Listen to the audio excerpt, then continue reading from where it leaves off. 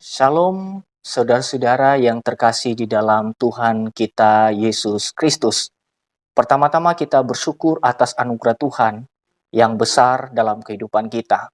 Pemeliharaannya yang tidak pernah berhenti dan kebaikannya yang selalu tercurah bagi kita sebagai anak-anaknya. Pada kesempatan ini saya menemui saudara-saudara sekalian untuk berbagi renungan kebenaran firman Tuhan. Renungan kita hari ini kita ambil di dalam kitab Nahum pasal 1 ayat yang ke-7. Saya akan bacakan ayat firman Tuhan ini bagi kita sekalian. Tuhan itu baik, Ia adalah tempat pengungsian pada waktu kesusahan. Ia mengenal orang-orang yang berlindung kepadanya. Demikian pembacaan firman Tuhan. Saudara-saudara yang saya kasih di dalam Tuhan, kitab Nahum ini adalah kitab yang sangat menarik karena memberitakan tentang Allah yang mengalahkan musuh-musuh umatnya dan yang menyelamatkan umatnya dari serangan musuh-musuh yang begitu menakutkan.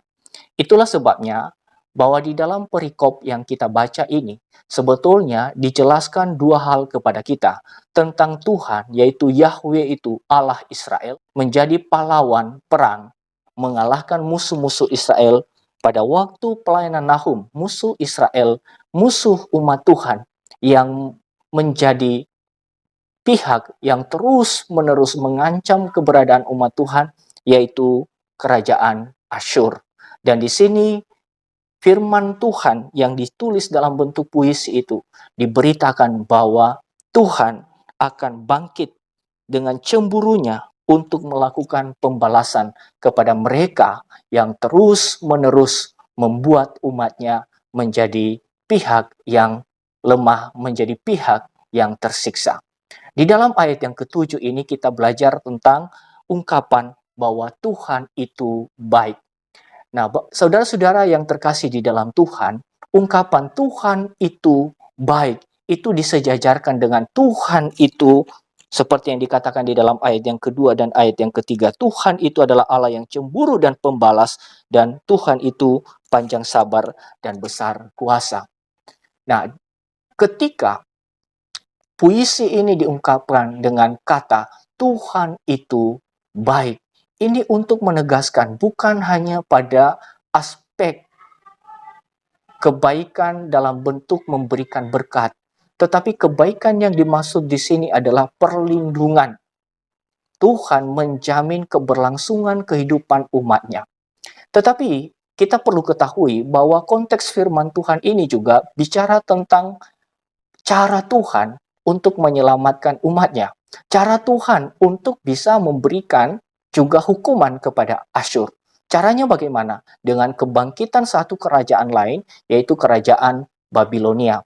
Menarik, saudara-saudara, kalau kita perhatikan bahwa ketika Tuhan ingin menyelamatkan umatnya, Dia menghukum musuh-musuhnya, Dia menghukum mereka yang selama ini menjadi ancaman bagi umatnya, tapi sekaligus, saudara-saudara, ketika Allah menghukum melalui kerajaan Babilonia ini, tentu itu akan menjadi kegoyangan dalam dunia internasional pada waktu itu. Karena kerajaan Babilonia pun juga bukan hanya mengancam pada Asyur yang memang dihukum oleh Tuhan, tetapi juga mengancam pada kerajaan Yehuda. Nah, menariknya di sini, saudara-saudara, Nahum di satu sisi memberitakan penghukuman terhadap Niniwe, terhadap kerajaan Asyur, dan penyelamatan terhadap umatnya. Tetapi di dalam bagian ini kita melihat bahwa Allah berdaulat di dalam sejarah ini. Allah bukanlah bagian di dalam sebuah sistem dunia ini. Allah melampaui sistem dunia ini dan Allah tahu bahwa memang pada masa itu orang Yehuda akan mengalami juga kegentaran, ketakutan karena bangkitnya kerajaan Babilonia. Nah, oleh karena itu, saudara-saudara yang saya kasih di dalam Tuhan, di dalam firman Tuhan ini dikatakan Tuhan itu baik. Kebaikan Tuhan itu adalah ketika Ia tetap memberikan perhatian kepada umatnya. Kebaikan Tuhan itu bukan hanya sekedar memberikan hadiah, tapi kebaikannya adalah menjaga identitas umatnya, menjaga, memelihara mereka sehingga mereka adalah tetap menjadi miliknya. Ini adalah kebaikan Tuhan menjadi konsekuensi dari perjanjiannya bahwa ia tetap menjaga dan mengasihi umatnya. Ia melindungi. Makanya dikatakan di sini, ia adalah tempat pengungsian pada waktu kesusahan. Nah, saudara-saudara yang saya kasih di dalam Tuhan kita, Yesus Kristus, melalui firman Tuhan ini kita belajar beberapa hal. Pertama, bahwa Allah berdaulat atas sejarah. Kalau Allah berdaulat atas sejarah, Allah kita berdaulat atas sejarah, maka tidak ada satupun peristiwa yang terjadi di dalam sejarah kita yang luput dari pengetahuan Tuhan.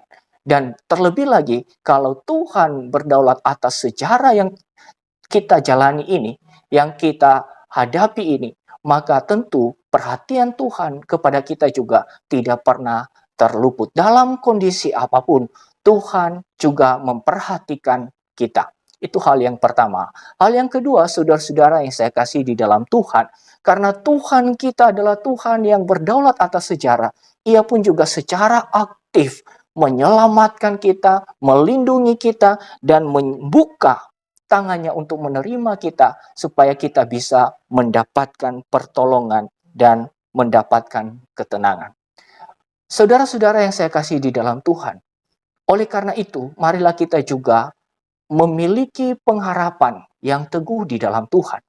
Bukankah di dalam Tuhan Yesus Kristus, Tuhan sudah memberikan keselamatan yang besar kepada kita. Oleh karena itu, ia tetap menjaga kita. Ia tetap memelihara kita. Ia tetap menolong serta menopang kita. Seperti yang dikatakan oleh Paulus di dalam surat Roma, Paulus katakan tidak ada satupun yang bisa memisahkan kita dari kasih Tuhan. Dan hal yang ketiga, saudara-saudara yang terkasih, apa yang kita pelajari di bagian ini? Ini adalah juga menguatkan kita bahwa sesungguhnya Tuhan itu menyediakan kepada kita perlindungan meskipun di tengah badai kehidupan. Kita tahu tadi seperti yang terjadi kepada bangsa Niniwe, seperti yang terjadi kepada dalam sejarah yang tadi dikatakan bahwa Babilonia bangkit mengalahkan Niniwe dan itu juga akan berdampak kepada Yehuda, kepada umat Tuhan. Tetapi saudara-saudara yang saya kasih di dalam Tuhan, perlindungan Tuhan kepada kita tidak hanya menghentikan badai, tetapi ia juga bisa memberikan kepada kita tempat yang aman, tempat yang teduh. Mungkin di dalam perziarahan kita selama kita ada di dalam dunia ini, kita banyak mengalami penderitaan.